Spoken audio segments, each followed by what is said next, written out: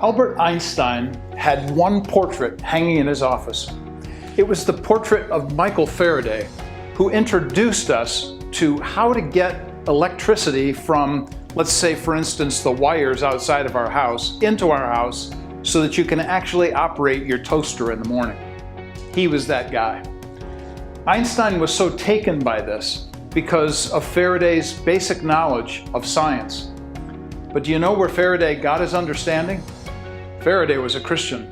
In fact, when Faraday died, it was discovered that his most thumbed through book in the Bible was the book of Job, all about God's creation.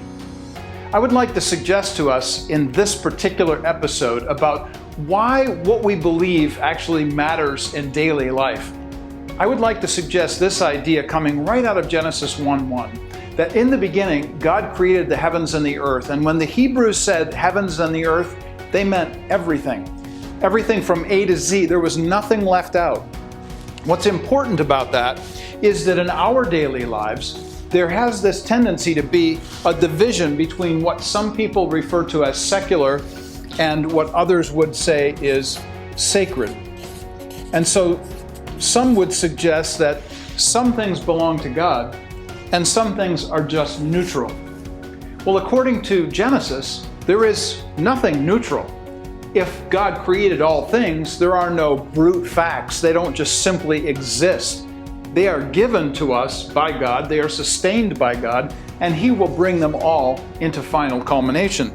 And so instead of seeing the Greek view of a divide between secular and sacred, we need to see a Hebraic view which emphasized all things were sacred. And because of this view, it now informs our whole of life.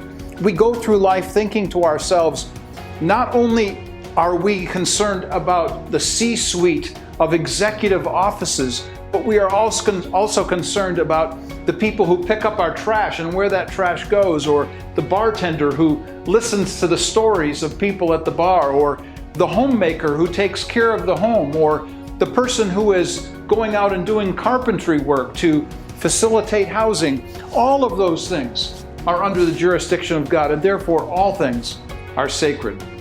One of my favorite scientists was a man by the name of Johannes Kepler. Johannes Kepler came up with what was then called the third law of planetary motion. And the third law of planetary motion simply means that he understood why the planets operated in the way that they did. And when he discovered the third law of planetary motion, immediately prayed. That was his response to discovering this law of God. He also said this, that he considered himself to be a priest of the Most High God in the book of God's creation. So when we think about what we have learned in the past, about the Harvard crest and how the three books of God's Word, World, and Logic are all ours to understand the world around us, we now understand and think differently about a sacred world, that all things are God's. And so when we encounter our daily lives, we don't think this is separate from how I think as a Christian, but we think all things in life should be thought about from a Christian point of view.